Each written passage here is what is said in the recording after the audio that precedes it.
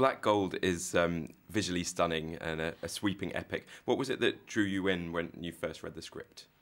The sweeping epic element of it. I think the story was so vast. I read it on a sunny day in Cannes. I was there with Robin Hood at the time, and I just got completely carried away with it. I had sun shining on the beach in Cannes, or read the script, and I finished the script and it held me. So that is always a good sign that you're dealing with something interesting. And Amar is a fascinating character. What was your particular take on him? Well, obviously the themes in the film involve a young man deciding how he's going to develop in his life, and one side of that is Amar, who is a very traditional, very religious, perhaps backward thinking in some people's eyes guy, but nevertheless very honourable and very dignified.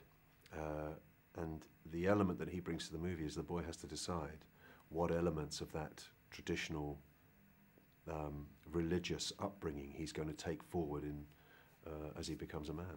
And what are the state of affairs between Amar and Nasib when the film first opens? They're at war. Like a lot of the tribes at that time, there was a lot of strife. Borders were very movable, and deals were struck left, right and centre, and we find them at the beginning of the movie with Amar having to hand over his sons to Nasib because he's just lost in battle to him. And apparently that's absolutely true, that custom, and it meant that they wouldn't go to war because obviously the father who'd lost the battle would be going to war with his sons and the man who was looking after his sons. So it's a pretty cruel world. Yeah, it makes sense, doesn't it? But it just seems like very unusual to us today, obviously. And Amar then gets reunited with Auda, played by Tahar Rahim, having been separated for many years. How would you describe the relationship when they do come back together? I think Tahar's character is fascinated by this guy. He's only ever had letters from him. He doesn't really know much about him.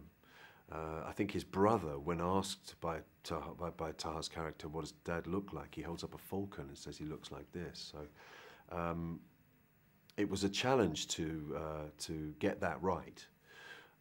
But the relationship is what I think I enjoyed most about the film, which is that a young man gets to meet his father and decide whether or not his belief system is valid in the modern day. And Tahar, of course, blew us away with On Prophet audiences at Cannes and then the rest of the world. What was your experience of working with him, and what sort of impressed you about him? Well, we'd worked together on The Eagle, a Kevin MacDonald film that was set in the freezing north of Scotland, so we'd crossed paths. So it was great to meet up with him again, and it meant that as a father-son we were one step further ahead than if we'd not known each other. But he was very helpful to me in helping me to understand in the Arab world what that relationship between father and son is really about. And it's about respect and honour, and in all those scenes we played together, he was always there and helpful with me because he gave me the respect that you would give a father, and it therefore allowed me to be that fatherly figure and that kingly figure. And that's what you need. You don't play the king when you're the king. Everybody around you plays the king, and that's what he did. And to what extent were some of the themes of the film actually being sort of played out in real life while you were filming in Tunisia? Well, that was just amazing. I mean, the idea that we were making a film, an aspirational movie about changing the world while we were in the middle of a city which was in the middle of a revolution was extraordinary. And interesting to think now, a year later, the elections have just happened in Tunisia.